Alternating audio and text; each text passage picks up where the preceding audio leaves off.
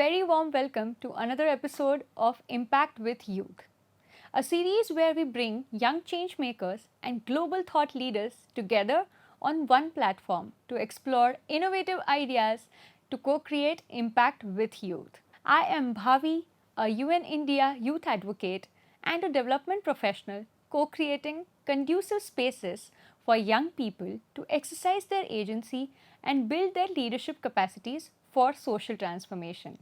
Today, we have with us Dhuwarakha Sriram, the Chief of YuWaah at UNICEF India. She is an international development expert who has devoted over 2 decades in the UN, working tirelessly to co-create opportunities for young people. So, without much further ado, let's dive right into the conversation. Thank you so much, Dwarka, for being here with us and taking your time for us. I would like to directly jump into the subject and ask you the very important question as to how can we co-create the impact with young people instead of just for them. Thanks so much, Bhavi, and thank you for being there with us as well and throughout the journey of YuWaah as well as with UNICEF. I think it's a fundamental question in terms of how do we operate and how do we also shift the narrative as adults. One thing that I'm truly believe in is in the fact that we need to intentionally work with young people because their lived realities are varied and diverse across the country as well.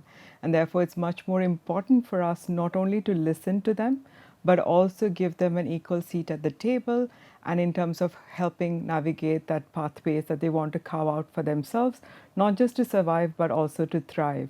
And therefore, us as partners, how can we enable that journey as they transition from childhood to adulthood and ensure that they are the ones who are finally making that decision, taking that informed choices and paving their ways.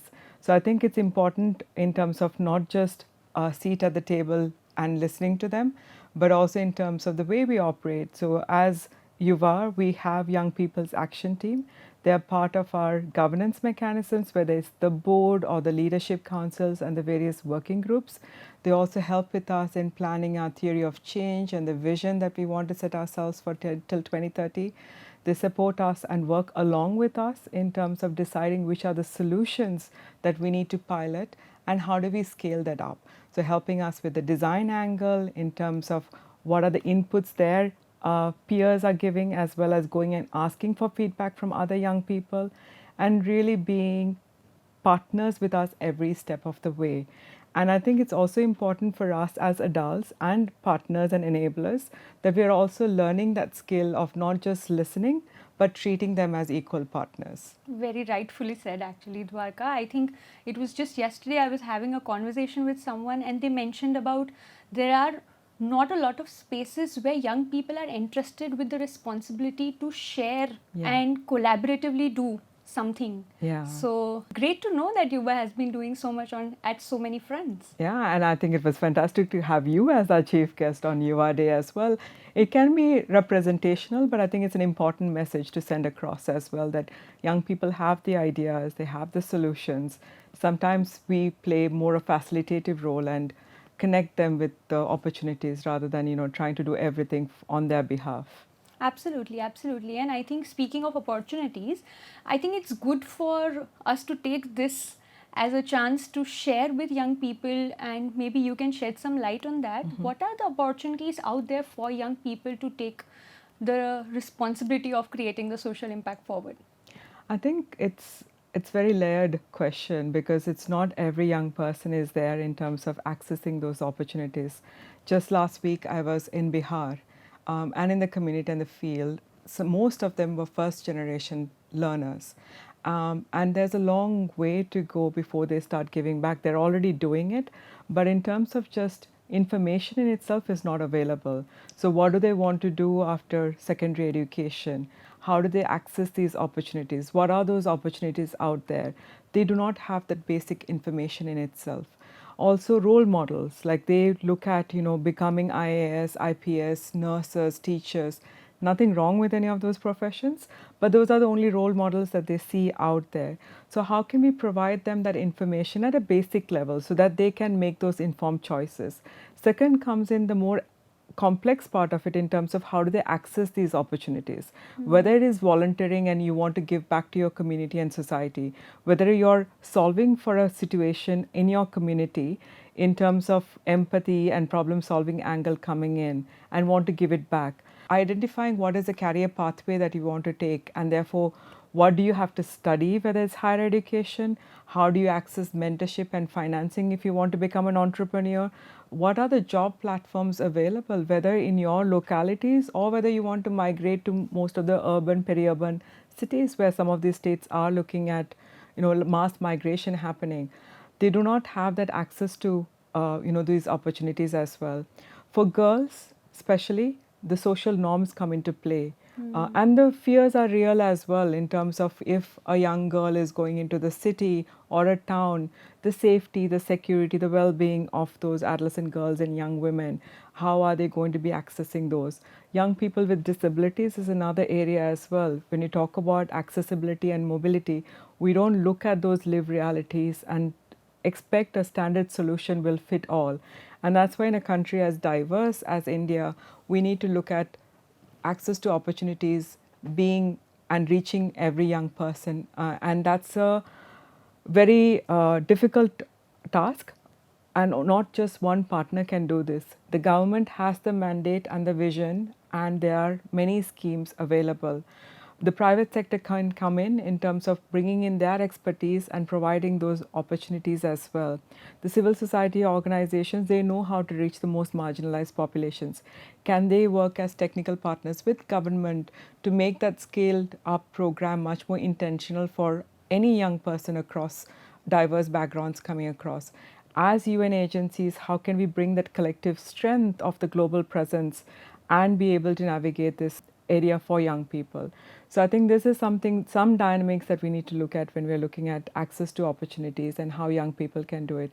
Then once they have that information, when they have the opportunities, I think the magic then lies in how these young people make use of that. And I don't think you need to tell them how to use it. And each one will come with fantastic ideas that are translated into actions, whether they are cleaning up their community, whether they are taking actions in terms of ensuring the safety of other young people in their community accessing schools, whether it's about teaching financial skills to their parents, opening bank accounts. There are varied ways of how young people are taking actions, and I think the most that we can do is provide that information and the opportunities, and they make magic with it. Absolutely, and very rightfully said that when young people receive the opportunities, they actually create a lot of magic with it. And I think you've raised a lot of important questions about how are we reaching out to the diverse population of the country, and the young people are located in various regions which are not currently accessible and the opportunities are not reaching to them. So how can we collectively come together? And since you are also closely working with the UN agency and also with the government, I would like to know from you that how can each of these stakeholders play a role in enabling these opportunities reach the young people? And I think these are questions that definitely keep me up in the night as well, in terms of there is an intention, there's a vision, there's a mission. How do you really operationalize it, and how can we ensure that every young person has access to those opportunities? And are they really making use of those opportunities as well? And I truly believe that we all have a role to play. And one of the reasons why I entered into this field of work as well is when a young person says, if I do not want to get married, and I need to decide, am I ready for this marriage? If I don't want to get into unsafe migration, what are those tangible opportunities out there? And I remember a 16-year-old girl working in tea gardens saying that even if I go into school and do higher education, I'm going to come back to the same job as well. But that's not my aspiration. What will I do? And these are questions that young people are asking us day in and day out. Another young boy who is in institutional care without parents, as they turn 18, they do not have access to those opportunities as well.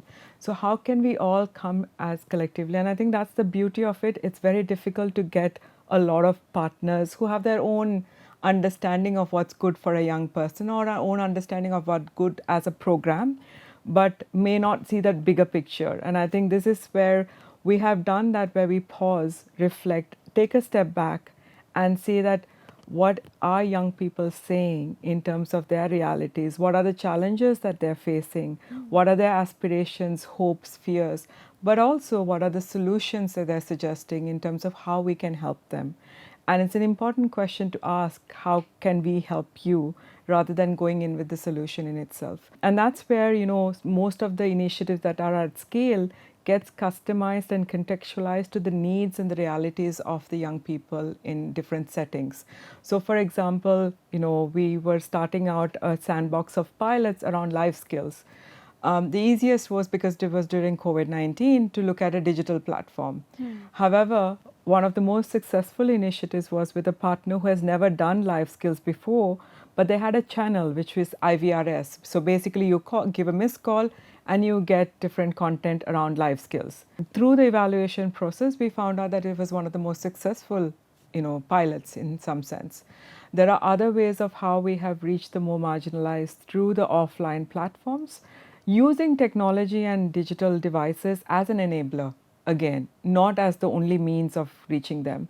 How can we really make sure that young people are getting connected to those opportunities? In some places, we are much more, and we have not gone there as much as we would like to, but the intentions is there for sure in terms of reaching the rural population, as well as adolescent girls and young women as they transition through this phase. Very important. I think it's quite insightful to listen to you and share about that the role of all the agencies which are working with young people. They need to be acting as facilitators and enablers. Yeah, and I think each one of us have a role, right? A lot of the organizations who are working at the grassroots level, they know what it needs to be in terms of contextualizing it, and therefore some of the solutions that may work in a different setting not necessarily needs to be scaled up or replicated. Maybe it needs to be contextualized or customized. Where there are white spaces and gaps, how can we bring our collective strengths, because we think differently, we look at it differently, together with young people solve for those problems. So there are specific initiatives where we have worked, for example, with young people with disabilities, with young people in institutional care as well, as they leave and they're called care leavers, with adolescent girls from tribal areas. They're not perfect. I think it's all us trying to solve for this, but it's a very complex issue as well. But would love to know, because you are working in this space as well, like what are your thoughts about reaching the most vulnerable populations?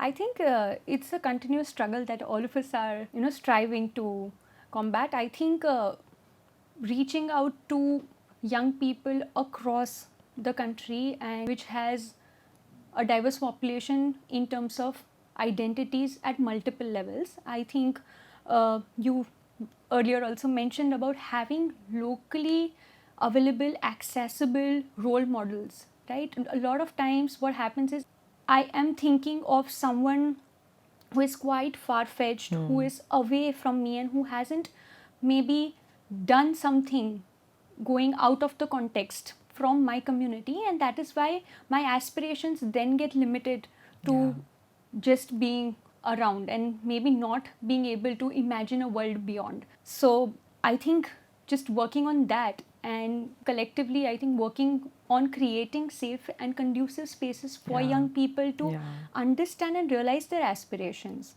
and being able to invest in their capacities to take decisions, to participate, may it be at personal level or even at the national level or the global level. I think also two things though to add to that.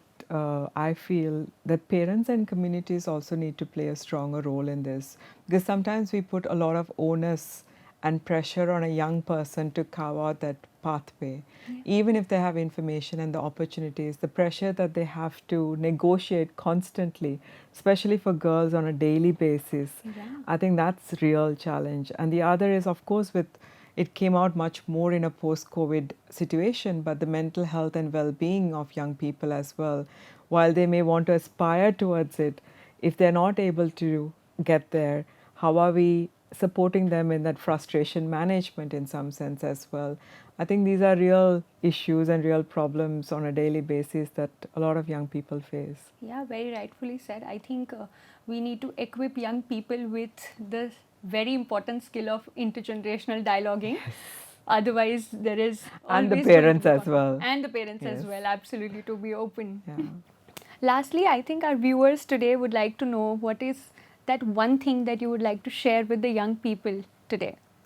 Thanks so much, Bhavi. I think it's a critical question, and it's also a lot of answers are there. But one thing that I would definitely say is to help us be bold and be ambitious, and also start, answering some of the challenges and the questions that we have for ourselves in front of us. So help us think big, but also some of the smaller actions lead to the bigger actions as well. So whether it's small or big, help us in not only questioning but also partnering and collaborating with us in finding those solutions as well. Because I truly believe that all young people have the solutions. How can we help you get there? In playing our different roles is going to be important. So I would like to ask you, in terms of for partners like UN, but also others, what would young people want from our side?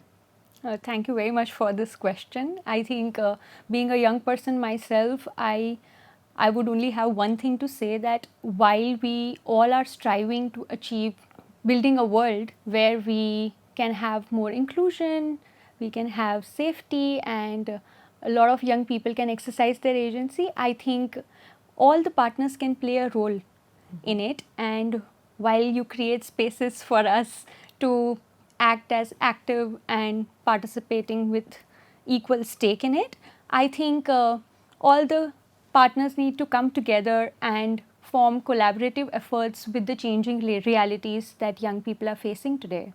I think that's just one of the things that I'd like to share today. Definitely. Thanks so much, Bhavi, for this fascinating conversation and sharing of thoughts and ideas. I think it's been mutual. Thank you very much for sparing your time for us and giving so many insights to the viewers today, and personally to me as well. Thank you for being here on Impact with Youth, Dwarka. It's a pleasure to have you here. Let us all celebrate the progress that we have made so far and strive to create an even bigger impact with and for young people.